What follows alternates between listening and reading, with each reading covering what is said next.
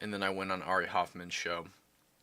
But we're live here now, and we're going to recap and break down the Kamala Harris Tim Walz interview. So they, for some reason, CNN has this broken down into like part 1, part 2, part 3, whatever. So we're just gonna go over it. We're gonna watch and react to it, and yeah, so let's get into it.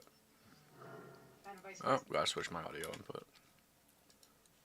I always do this. All right, that should be President better. Governor Walz, thank you so much for sitting down with me and bringing the bus. The bus tour is well underway here in Georgia. You have less time to make your case to voters than any candidate in modern American history. Yeah, because you coerced the current president and incumbent to step down, despite the fact that he had 87% of the primary vote and over 14 million votes total, and then you usurped the nomination. You weren't elected as the primary candidate. The voters are really eager to hear what your plans are. If you are elected, what would you do on day one in the White House? And by the way, guys, I have not seen this yet. I've seen clips. I have not seen this. Well, there are a number of things. I will tell you, first and foremost, one of my highest priorities is to do what we can to support and strengthen the middle class. So I think the question was, what are you going to do? Not what are your goals? Right. That's like me saying, well, I'm going to save the world. Okay. How are you going to save the world? Do you have a plan? Maybe some steps to get you there, or what's the deal here? When I look at the aspirations, the goals, the ambitions of the American people, I think that people are ready for a new way forward. Okay, what is that new way forward? In a way that generations of Americans have been fueled by hope and by optimism. I think, sadly, in the last decade, we have had in the former president someone who has really been pushing an agenda and an environment that is about diminishing the character and the strength of who we are as Americans, really dividing our nation, and I think people are ready to turn the page on that. Okay, so are you going to answer the question, or you just said like a whole lot of nothing? What are you planning on doing when you become president? Well, I'm planning on just making everything better. Cool. So how are you going to make everything? What policies are you going to put in place? Jesus. What would you do day one? Day one, it's going to be about, one, implementing my plan for what I call an opportunity economy. It sounds a lot like Trump's economic opportunity zones. I've already laid out a number of proposals in that regard, What are they? which include what we're going to do to bring down the cost of everyday goods, what we're going to do to invest in America's small businesses, what we're going to do to invest in families. Again, we still haven't named a single way you're going to do that. For example, extending the child tax credit. Oh, that's a Trump policy. Trump doubled the child tax credit with the Tax Cuts and Jobs Act from $1,000 to $2,000. She wants to bring it up to $6,000. To $6,000 for families for the first year of their child's life to help them buy a car seat. All you gotta do is have a baby. If you have a baby, no taxes for you. You're effectively exempt with a $6,000 tax credit. Jesus. Help them buy baby clothes, a crib. There's the work that we're going to do that is about investing in the American family around affordable housing, a big. Yeah, what are you going to do? There's work we're going to do around investing in the family and making affordable housing. How are you going to make the housing affordable? Like, nobody, of course, everybody wants cheap houses. Everyone wants the middle class to be invested in. How are you going to do that? Jesus. Issue in our country right now. So there are a number of things on day one. What about you? Go read it yourself. She hasn't released a policy platform that I'm aware of. Link me if she has. Well, I'm excited about this agenda, too. As I said, the idea of inspiring America to what can be. And I think many of these things that the vice president's proposing are things that we share in values. And the child tax credit is one we know that reduces. That's the only thing she's proposed. He said many of these things that the vice president is proposing. She's only proposed the child tax credit. What are you talking about? What are the other things? Reduces childhood poverty by a third. We did it in Minnesota to have a federal partner in this. Unbelievable, I think, in the impact that we can make. You talked about, you call it the opportunity economy. you are well aware that right now many Americans are struggling. There's a crisis of affordability. One of your campaign themes is we're not going back. But I wonder what you say to voters No, we're not going back to cheap prices. I hope that's what Dana Bash is about to ask. Holy shit.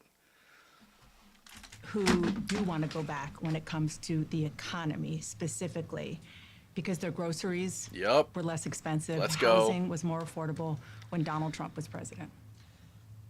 Well, let's start with the fact that when Joe Biden and I came in office, during the height of a pandemic, How long are you going to ride that horse for? The pandemic's over. It's been over for a long time. You've had plenty of time to fix the economy, and you haven't done. You're still the vice president. Jesus Christ. over 10 million jobs were lost. People, I mean, literally, we were all tracking the numbers. Hundreds of people a day were dying because of COVID. The economy had Under your watch. crashed. In large part, all of that because of mismanagement by Donald Trump. Right. In what mismanagement? What are you talking about specifically?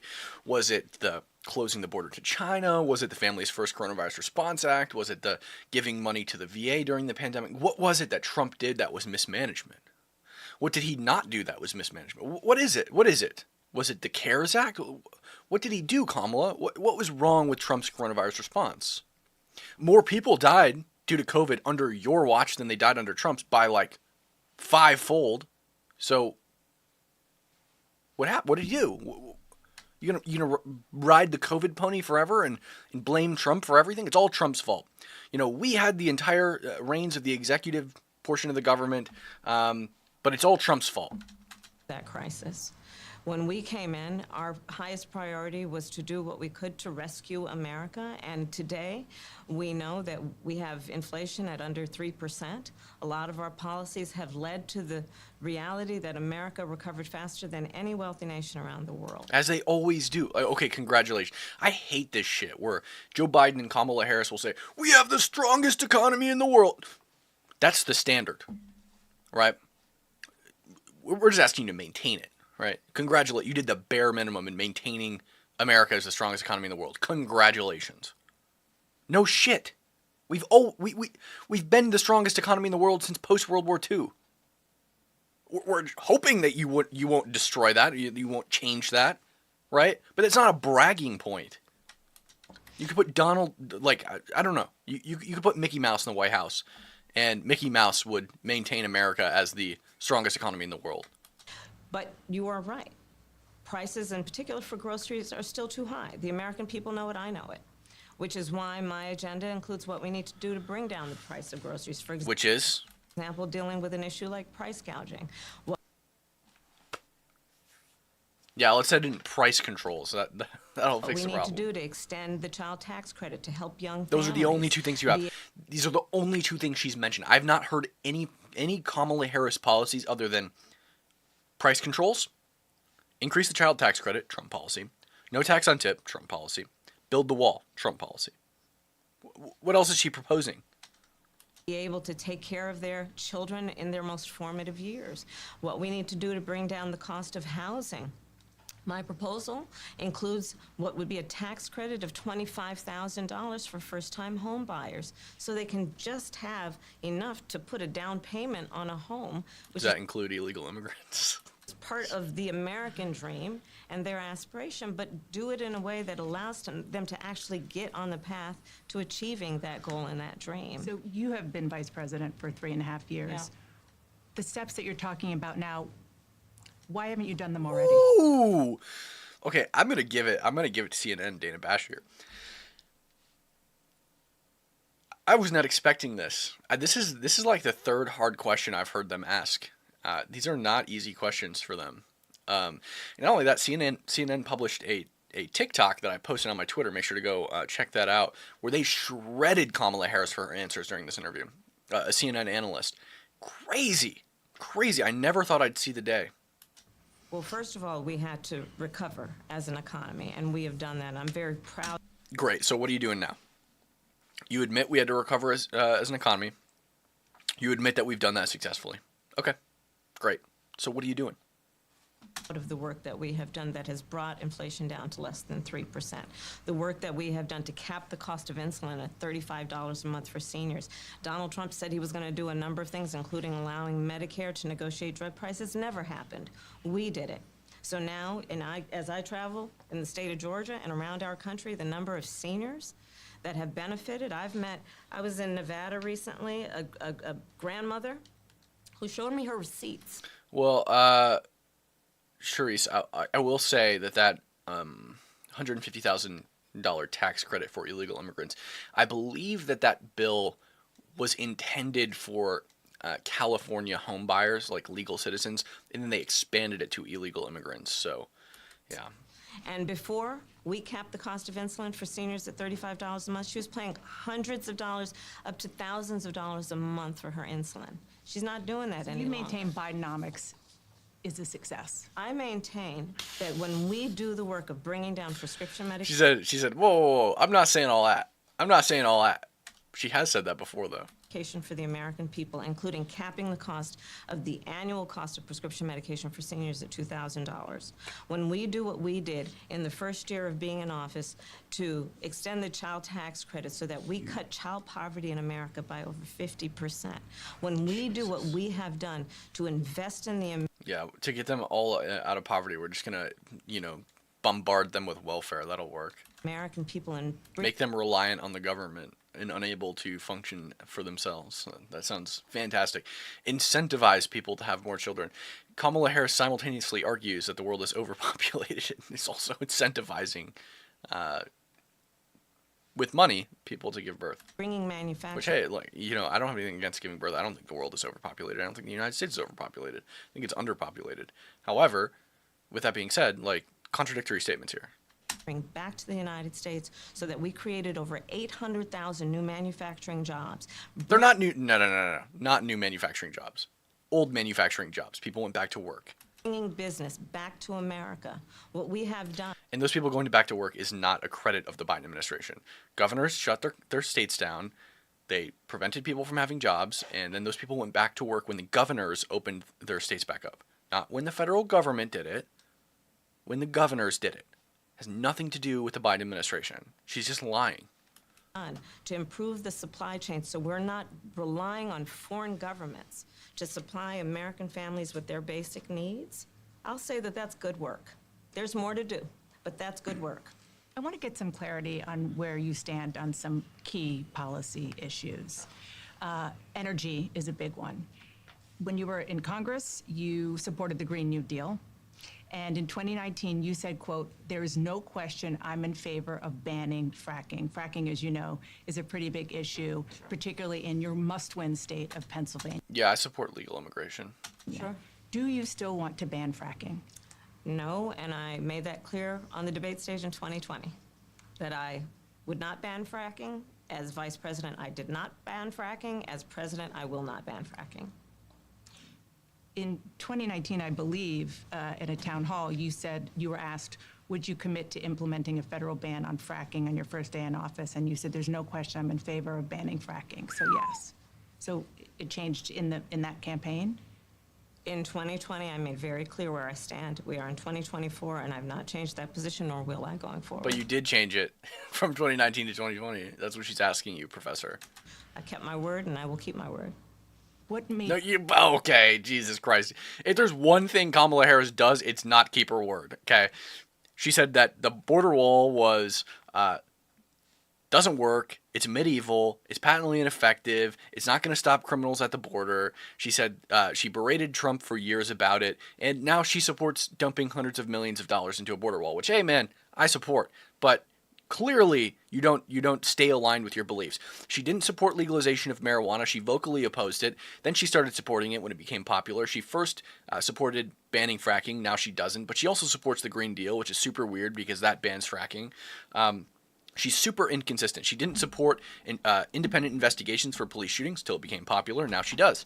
Time and time again, she just flips like a goddamn light switch her opinions. Did you change that position at the time? Well, let's be clear. My values have not changed. I believe it is very important that we take seriously what we must do to guard against what is a clear crisis in terms of the climate. And to do that, we can do what we have accomplished thus far. The Inflation Reduction Act, what we have done to invest, by my calculation, over probably $1 trillion over the next 10 years, investing in a clean energy economy. Yeah, what the fuck? That's what I'm going to say to that. Holy shit, she just admitted that the Inflation Reduction Act was a climate change bill. The Inflation Reduction Act, obviously, by its name, would imply that it's a bill that would, reduce inflation, perhaps, right? No, it doesn't. The Congressional Budget Office and Penn Wharton both project that it will do nothing to reduce inflation. And if it does anything, it will nominally increase inflation, not reduce it. It allots, like Kamala Harris just said, $1 trillion to climate change proposals. Okay? $1 trillion, adjusted for today's money, is how much money we spent on the Vietnam War. The Vietnam War. It's the same expenditure on climate change proposals. Nothing to reduce inflation. It's a lie. And she just admitted it. What we've already done, creating over What's up, Trippy? 300,000 new clean energy jobs, that tells me, from my experience as vice president, we can do it without banning fracking. In fact, Dana, excuse me, I cast the tie-breaking vote that actually increased leases for fracking as vice president. So I'm very clear about where I stand. And was there some policy or scientific data that you saw that you said, oh, okay, I get it now? What I have seen is that we can grow and we can increase a thriving clean energy economy without banning fracking. Okay. All right, on to part two. Former president of the United States, who wants to be the next. Because CNN decided to break this up down into parts 1, 2, and 3 instead of publishing it all. Oh, here's an ad for fucking better soda. Okay. Another issue, big one, is immigration. As vice president, you were tasked with addressing the root causes of migration in southern countries and Northern part of Central America. the northern part Yeah. of Central America that affects the southern border of the U.S. During the Biden-Harris administration, there were record numbers of illegal border crossings.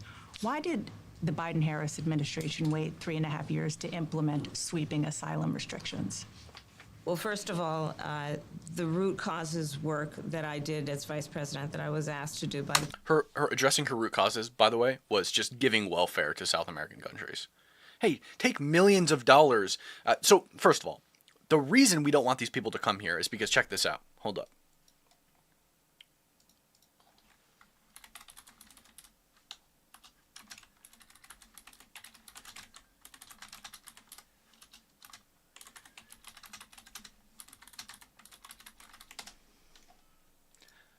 House Committee on Budget.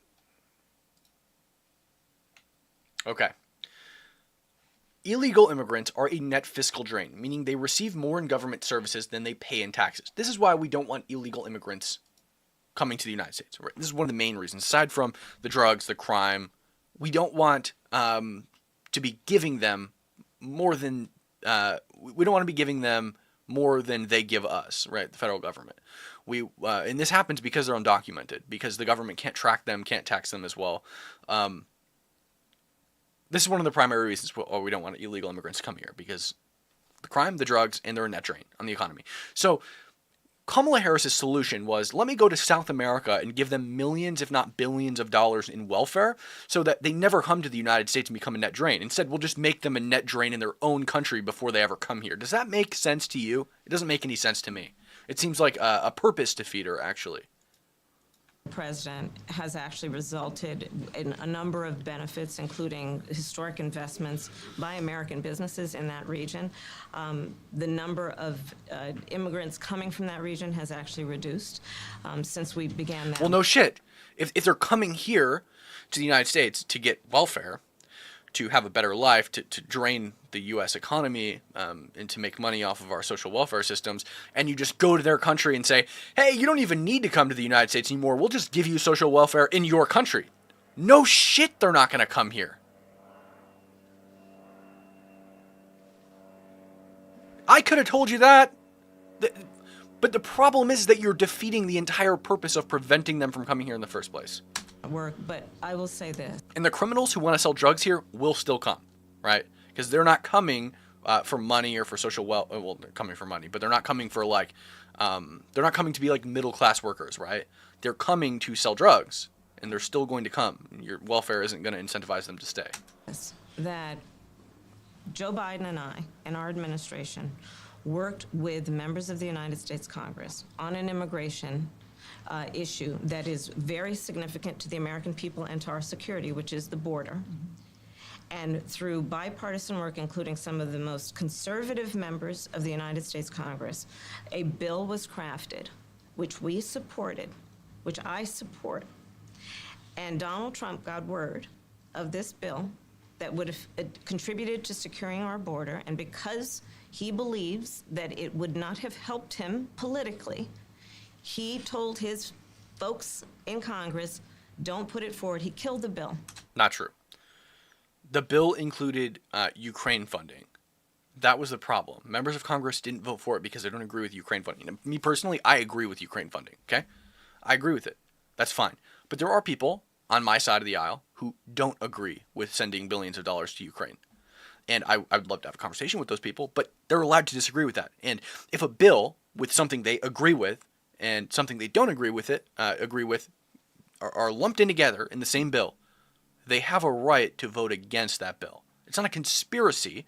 It's just because you put a bunch of shit they don't agree with in with a bunch of shit they do agree with. That's the problem. A border security bill that would have put 1,500 more agents on the border. And let me tell you something, the Border Patrol endorsed the bill. And I'm sure in large part because they knew they were working around the clock, and 1,500 more agents. I'd like to say this too. I've been to the southern border. I've been to the U.S. southern border in Del Rio, Texas. Okay? I've spoken with Border Patrol agents on the border. And what they told me is that they went to the academy because they wanted to, they saw what illegal immigration did to their communities, and they wanted to make a difference. They wanted to stop illegal immigration and stop the destroying of their communities. Okay? And then what they essentially told me is that the Biden administration has had them under a stand down. They're on welcome mode, is what they said. I shit you not. I went to the U.S. border, and this is what they told me. It's on PragerU. I worked for PragerU at the time, but this is what happened. I literally went to the southern border and spoke with Border Patrol agents. This would help them. That bill would have allowed us to increase seizures of fentanyl. Ask any community in America that has been devastated by fentanyl what passing that bill would have done to address their concern and a pain that they've experienced. So you would push that legislation again. I just want to ask Not only about... push it, I will make... Why were those things? The Congress lumps stuff into bills all the time. Stuff that are totally unrelated, these huge spending bills. Oh, here's some border stuff, but also here's some Ukraine stuff. It doesn't make any sense. You're right. And this is why I think that Congress should be voting issue by issue. Not only would you push stuff through Congress faster, but you'd also have more like affirmative votes, right? So if you have something that's truly bipartisan, a bill that is truly bipartisan, that both sides agree with, maybe a border bill, right? And it's just a border bill, that's all it has in it, you'd push that through way faster, not only because people would be more on board with voting for stuff they agree with that doesn't have stuff they don't agree with lumped into it, but also because the read time would be shorter. You wouldn't have to read through 900 pages of a spending bill. You just have, 30 pages maybe, 30, 50, somewhere in there, pages of here's a border bill, blah, blah, here's what it does, and it's just this issue. You'd push it through way faster. You wouldn't have people stalled up because they haven't read the bill yet. You wouldn't have people concerned about things they didn't agree with in the bill. You wouldn't have negotiations about those things. Here's another thing. Congress negotiates. So like if there's a bill, let's say it's a border bill and it has Ukraine stuff in it, now you're also going to go into a negotiation period where the dissenters negotiate different parts of the piece that they don't agree with. And that takes time too. But if you just had one issue bills, they'd pass way faster. You'd have less negotiation, you'd have less read time, and you'd have quicker votes.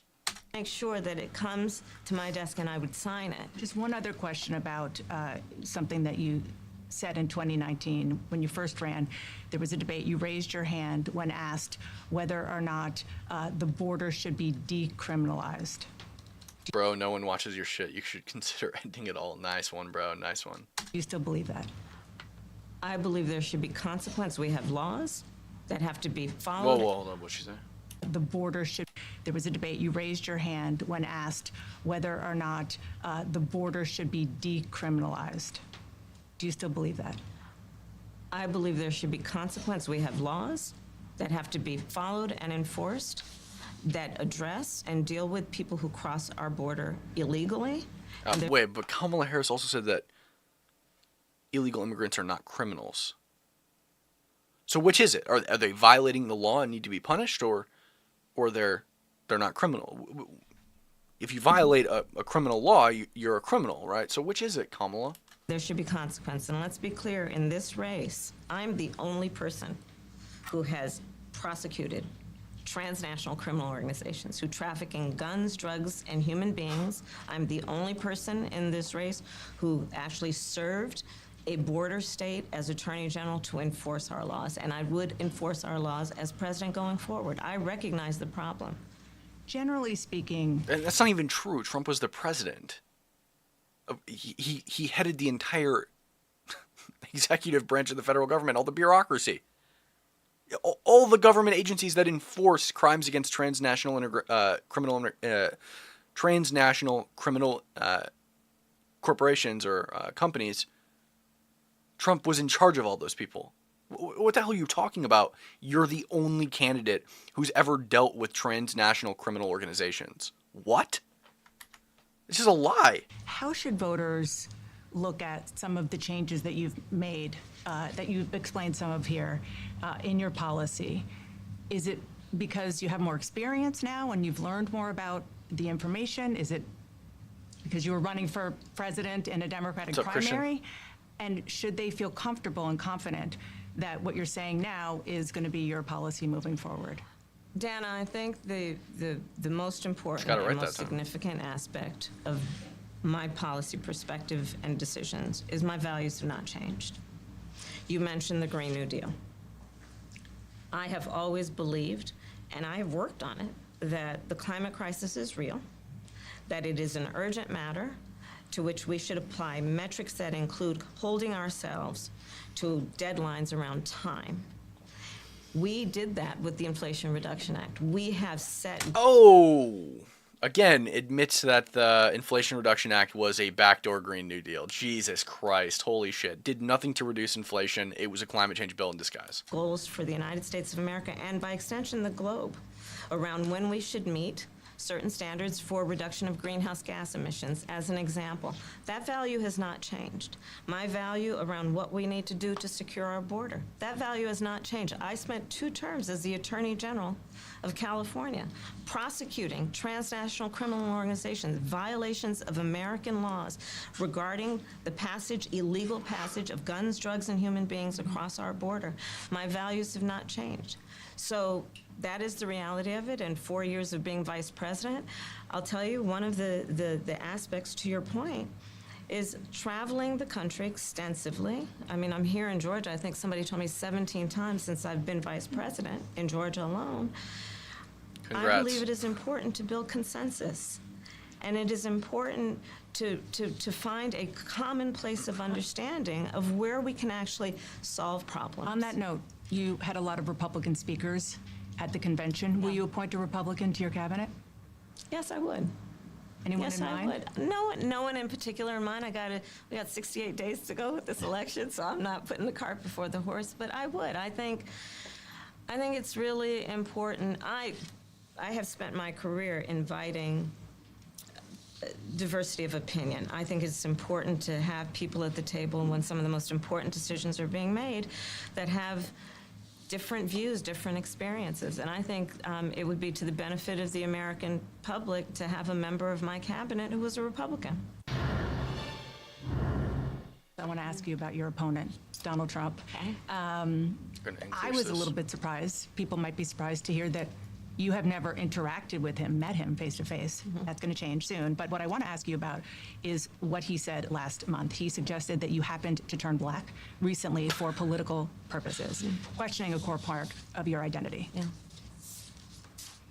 And he, Same old tired playbook. Next question, please. That's it? That's it. Okay. Let's talk about some foreign policy issues that would be on your plate if you become commander-in-chief. President Biden has tried unsuccessfully to end the war between Israel and Hamas in Gaza. He's been doing it for months and months, along with you. Would you do anything differently? For example, would you withhold some U.S. weapons shipments to Israel? That's what a lot of people on the progressive left want you to do. Let me be very clear. I'm unequivocal and unwavering in my commitment to Israel's defense and its ability to defend itself. Watch and that's this. not going to change. I'm unwavering in my commitment to allow Israel to defend itself, but that's what's about to happen. But let's take a step But- back. but- October 7, 1,200 people were massacred. Many young people who were simply attending a music festival. Women were horribly raped. As I said then, I say today, Israel has a right to defend itself. We would. And how it does so matters. Far too many Israel has a right to defend itself, but innocent Palestinians have been killed. And we have got to get a deal done. We were in Doha. We have to get a deal done. This war must end. In the meantime- And we must get a deal that is about getting the hostages out. I've met with the families of the American hostages. Let's get the hostages I actually just met with some hostage families recently. I got to publish the interviews. I haven't edited them yet. out. Let's get the ceasefire done. But no change in policy in terms of arms and so forth. No, we have to get a deal done. Dana, we have to get a deal done. When you look at the significance of this to the families, to the people who are living in that region, a deal is not only the right thing to do to end this war, but will unlock so much of what. There you must go, happen Trippy Nug says, war won't end until Hamas gets massacred. Let's go. next. I remain committed since I've been on October 8 to what we must do to work toward a two-state solution, Oh, where Israel Jesus. is secure and in equal measure the Palestinians have security and self-determination and dignity. We're also joined by sociologists. Okay, we're going to go to part 3, guys. Hold up, just texting Victor.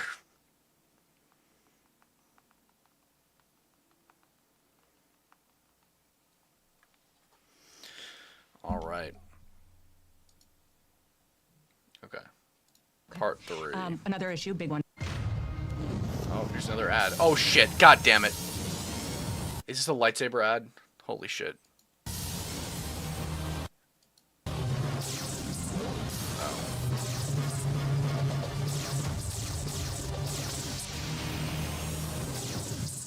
What? Governor Walz. Dude, I'm telling you what, for anyone who says, I'm not a conspiracy theorist, but for anybody who says that your phone isn't listening to you and like tracking all your shit, I'm totally on board. I believe it, right? And I'll tell you why. Facebook feeds me lightsaber ads like a motherfucker. And every single time, you have no idea how close I come to buying Anakin Skywalker's lightsaber. Every time, without fail. Every time I see it, I almost drop $300 on a lightsaber. And it kills me. And I know they're listening. Governor Walz, the country is just starting to get to know you. I want to ask you a question about how you've described your service in the National Guard. You said that you carried weapons in war, but you have never deployed actually in a war zone. A campaign official said that you misspoke. Did you? Okay, real quick, before he answers this question, I just want to pull up the clip.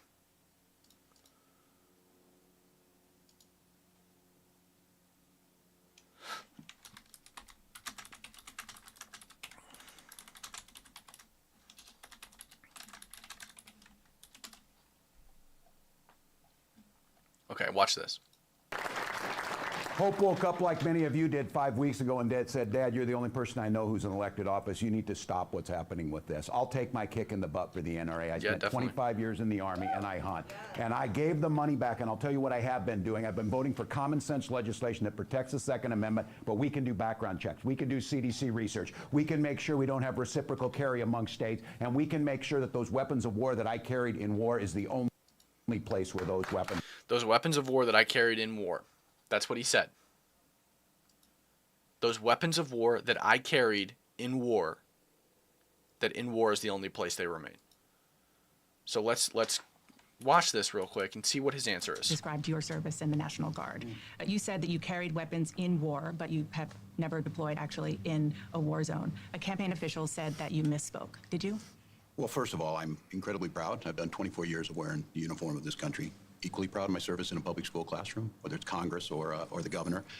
My record speaks for itself, but I think people are coming to get to know me. Hey, thank you, Charisse, for the subscribe. I appreciate it. I hope you like the emote. Like they do. I speak candidly. I wear my emotions on my sleeves, and I speak especially passionately about our children being shot in schools and around guns. So I think people know me. They know who I am. They know where my heart is. And again, my record has been out there for over 40 years. First of all, what a fucking waffle! Like, what? Sorry, was that the question that you're proud of your record, or I don't know here, because you were asked, you lied about carrying weapons in war, you lied about going to war, and you went on a minute-long tirade about how you're proud of your record as a public school teacher. What did that have to do with the question? You just refused to answer it, right? You didn't say anything. Years to speak for itself. And the idea that you She's said like, so yeah, anyway, the question. that you were in war. Yeah. Did you misspeak as the campaign has said? Yeah, I said we were talking about, in this case, this was after a school shooting, the ideas of carrying these weapons of war. And my wife, the English teacher, told me my grammar is not always correct. But again, So he says that his grammar is not always correct. That's why, he said that he lied and said that he went to war when he didn't. He said that it was his grammar. His grammar was a problem. So let's just watch this. And also, I want to say, he said this with his mouth, right? Grammar mistakes are like when you're writing, right? You don't make grammar mistakes when you're speaking. I mean, you can, but like not in the same, like this type of grammar mistake would be like if you forgot a comma somewhere, right? Not like, it just doesn't make any sense, right? So let's watch this again, and you guys tell me if you think this was a grammar mistake. Again, the question was, you said that you carried weapons in war, that you went to war, but you didn't. What happened there? Did you lie? Did you misspeak? And he said it was a grammar mistake. Make sure we don't have reciprocal carry among states, and we can make sure that those weapons of war that I carried in war is the only place where those weapons... In war. You know, first of all, it's not like he said I carried weapons. It's not like he was trying to say I carried weapons like at war, but he said in war instead, right? That would be like a grammar mistake, right? This is just a lie. Like, you would never war if he wasn't trying to allude to the fact that he had been to war, he would have never brought war up other than to say these are weapons of war, right? Like, that makes sense, right? But he wasn't trying to say I carried these weapons. Yeah, it doesn't make any sense. It's not a grammar mistake. He lied. He said that he carried weapons in war. if it's not this, it's an attack on my children for showing love for me. Or Yo, Trippy, thanks for the sub, man. I appreciate it. Hell yeah. Hell yeah. Thank you, man. I appreciate it. I'm trying to build up my my Twitch stream a little bit, so I really appreciate that. And for those of you who are like just tuning in or whatever, I'm live every day at 11 a.m. We went live a little early today because yesterday I wasn't able to stream. I went and did an interview with Ari Hoffman. But usually we'll be live every day at 11 a.m. The last week I wasn't able to stream either because I was in Chicago for the DNC. I was covering the riots there. And for those of you who are just getting to know me, I do a lot of protest coverage, so I go out and cover riots. I do them in Seattle, Southern California, and then any other major events that are happening, around the country, like the DNC in Chicago. So, also went to the Emerson encampment, but that's kind of a little bit about me. If you want to see any of that stuff, just go to my Twitter and go to media, and then scroll down a while. You'll start to see some protest stuff, and most of it is stuff that I recorded myself and interviews that I did myself. So yeah. Attack on my dog. I'm not going to do that. And the one thing I'll never do is I'll never demean another member's service in any way. I never have, and I never will. I just one other question because Nobody's demeaning your service.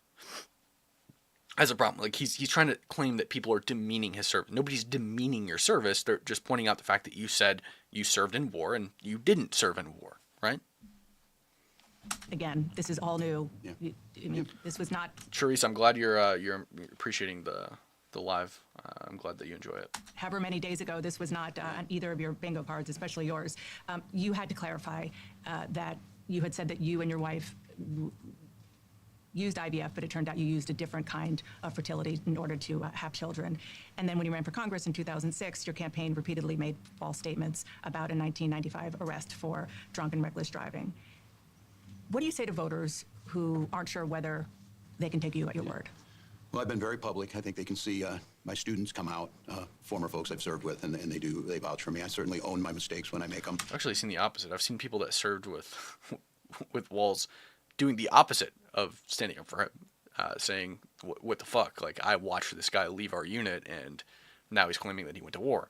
The one thing I'll tell you is I wished in this country we wouldn't have to do this. I spoke about our infertility issues because it's hell, and families know this. And I spoke about the treatments that were available to us that had those beautiful children there. That's quite a contrast in folks that are trying to take those rights away from us. And so exactly. Also, I want to say, good thanks to Charisse, Splash, and Trippy Nugs, who are active in the chat. This is this is a huge thing for me. Like, I love to have an active chat so I can communicate back with you guys, keep the stream going. If there's any dull moment, I can just reflect over at the chat and respond to some questions or whatever, or some comments. So that's huge for me. I really appreciate it. We got a new camera coming on Wednesday, so it's going to be a lot clearer. It's going to be a lot higher quality on the stream. Things are going to look a lot better. I'm also working on building out the set a little bit, so it'll look a little nicer. But yeah, so hopefully, we'll have a pretty good stream going here. We'll be live every day at 11 a.m. every day that I'm able to, at least. Yeah, man, I appreciate it. Trippy, did you find me like natively through the Twitch Explore page, or were you already following me?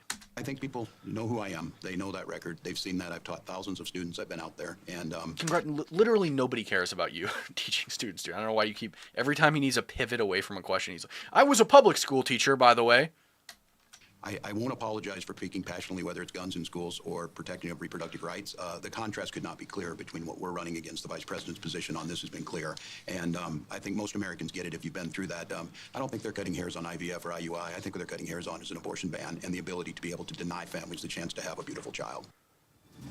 Vice President Harris, you were a very staunch defender of President Biden's capacity to serve another 4 years. Right after the debate, you insisted that President Biden is extraordinarily strong. Given where we are now, I've been a longtime follower since 2020. We used to be mutuals on TikTok, Trippy Nugs, but my account got banned. TikTok is lame. Oh shit, I think I remember you. I was gonna say your name seems super familiar, but it sounded like you had found me in the Explore page. Well, just shoot me a message on your new account on TikTok, and I'll give you a follow. My account got banned too. do you have any regrets about what you told the American people? No, not at all. Not at all. I have served with President Biden for almost 4 years now, and I'll tell you, it's one of the greatest honors of my career, truly.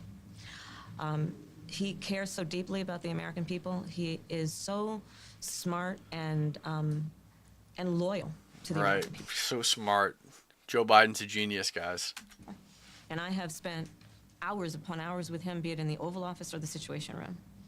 He has the intelligence, the commitment, and the judgment and disposition that I think the American people rightly deserve in their president.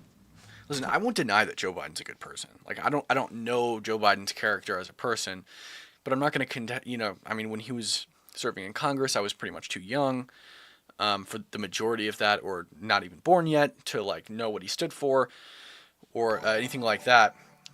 Catfish William, thank you for the follow. I appreciate it a lot. So I won't say he's a bad person. He seems like a good-intentioned old man, just as Robert Hur described him in the Department of Justice special report.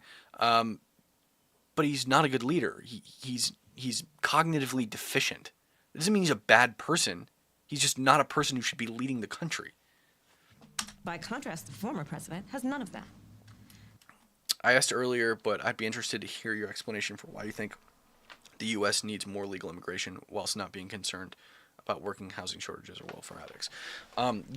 So when I say I'm in favor of legal immigration, I'm in favor of like merit-based legal immigration. So I think that we should obviously sort out all of our issues here first, or to the best of our ability. But once we're stable, I'm in favor of legal immigration for high-quality immigrants, people who will contribute to American society through innovation and like STEM fields and stuff like that.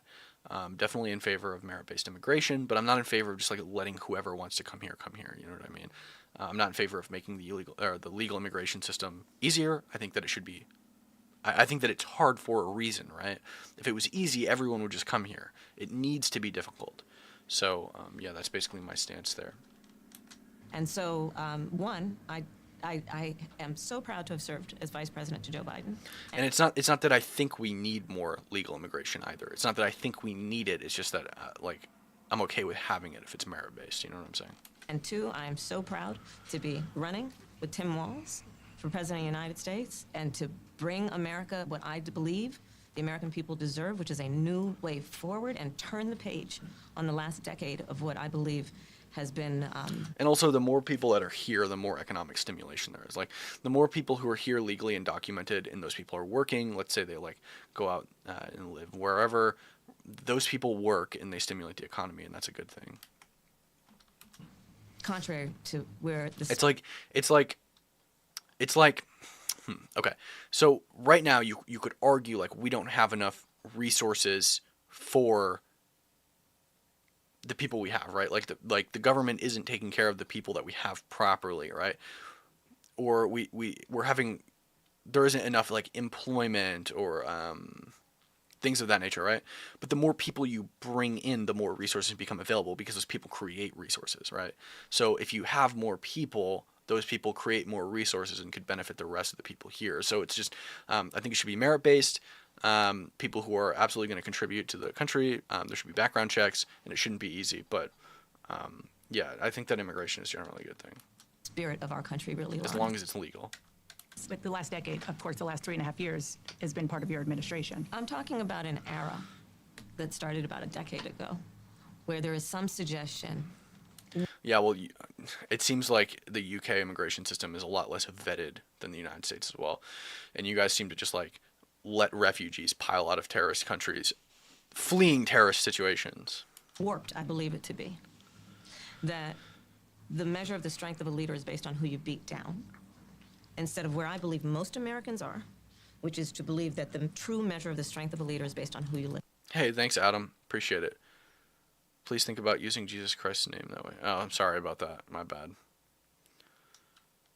Up. That's what's at stake as much as any other detail that we could discuss in this election.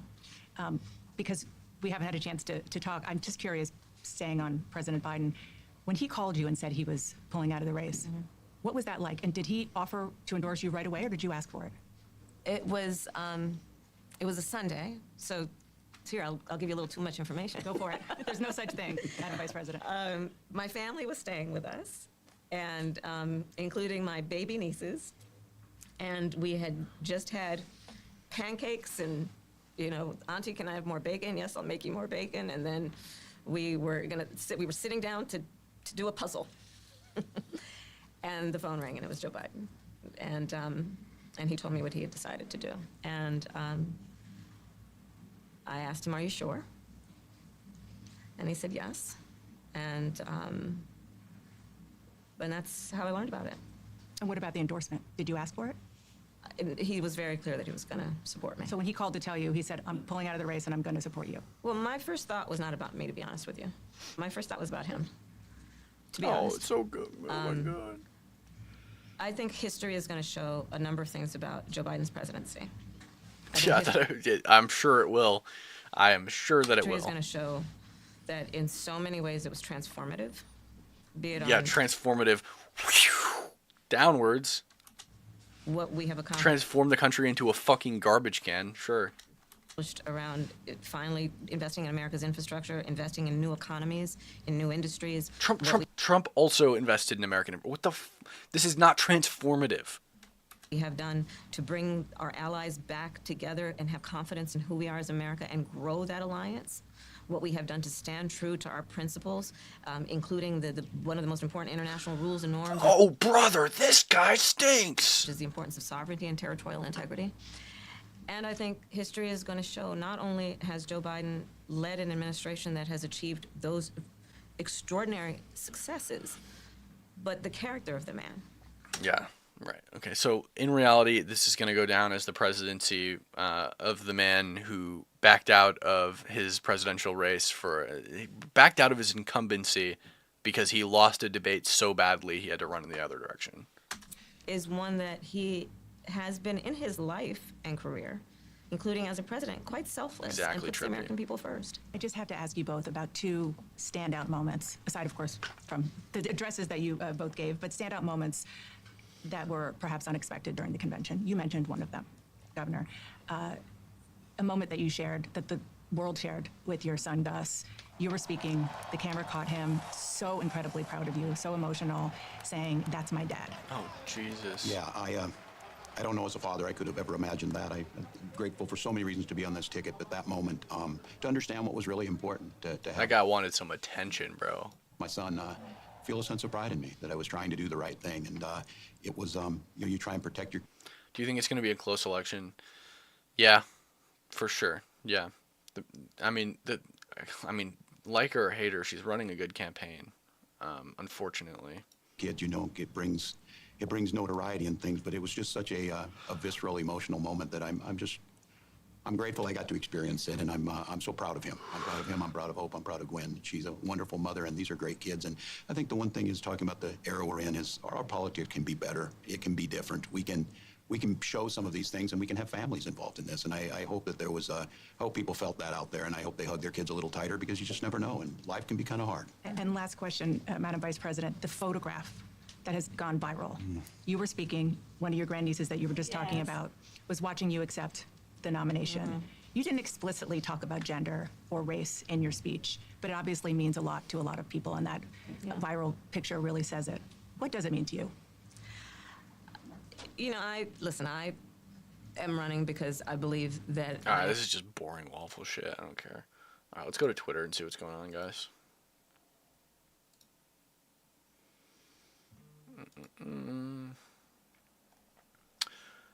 Harris, okay, that's from what we just watched. Israel kills Hamas commander in Jenin. Let's go, based.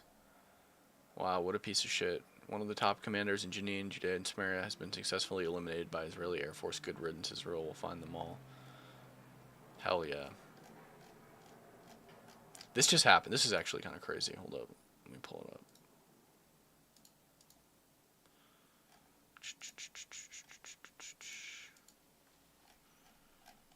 Oh, does it really? Oh, okay. I thought it looked super washed out for a second. Okay. This is crazy. So this is a protest in Washington. Oh, don't look at that. YouTube bad. Okay, hold up. So this is a protest in Washington, D.C., where they're marching through the streets saying, Al-Qassam, Al-Qassam, kill another soldier, which is, Al-Qassam is the military wing of Hamas, and Hezbollah, Hezbollah, kill another Zionist.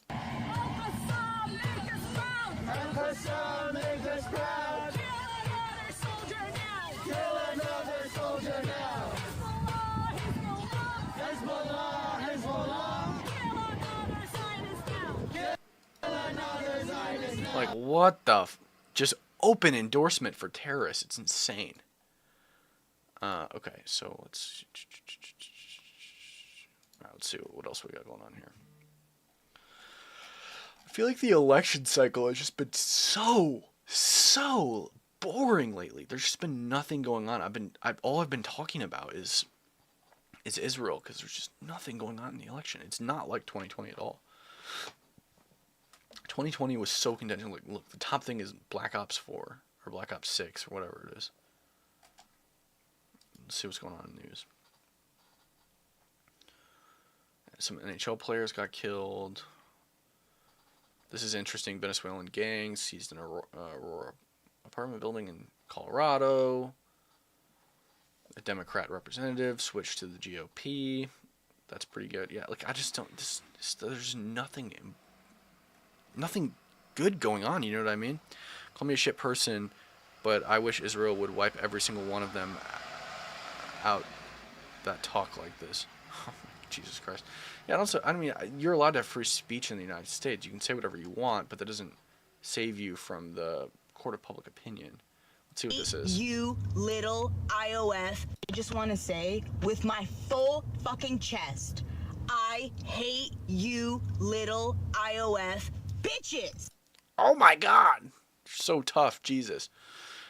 Holy shit. And there's an interesting thing too, is with this whole, like, I'll say this with my full chest. This happened the other day. I'm gonna zoom right past this real quick. Okay, hopefully nobody saw that. This happened the other day. I was at a protest in Seattle. Let me see if I can find it. Where is it?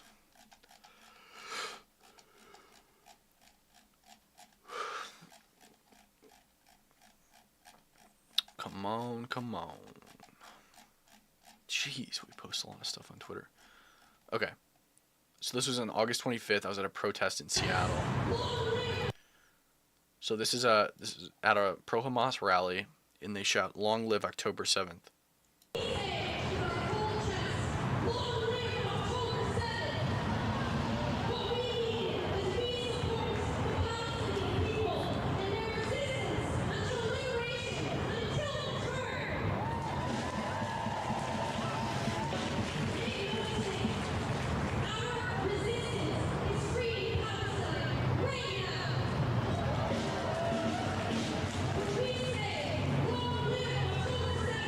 Long live October 7th twice. We say it with our full chest, long live October 7th. Then I confronted them. This is what happened here. Who are you with? We have a media. Today's America. Oh, where? Can I find them? Yeah, cool. Are you media representative? I'm not. He said I'm not the media. He walks away. Why? My question, you guys were shouting "Long live October 7th" earlier. Is that something you stand by? Like, just refuse to engage. Yeah, I'll shout it. I'll shout "Long live October 7th," but I'm too afraid to talk about it because I know it's wrong. It's so disgusting. Yeah, I don't know. I mean, it seems like there's not really much else going on, to be honest. I think I'm going to go find some stuff for some short form content, get some stuff up. I appreciate all of you guys joining me. It was a good stream. I appreciate all the newcomers. I appreciate all the subs and follows and stuff like that. You guys are the best. Thank you so much. And I guess we'll end the stream, and maybe I'll go live later, do some debates. Thanks, guys.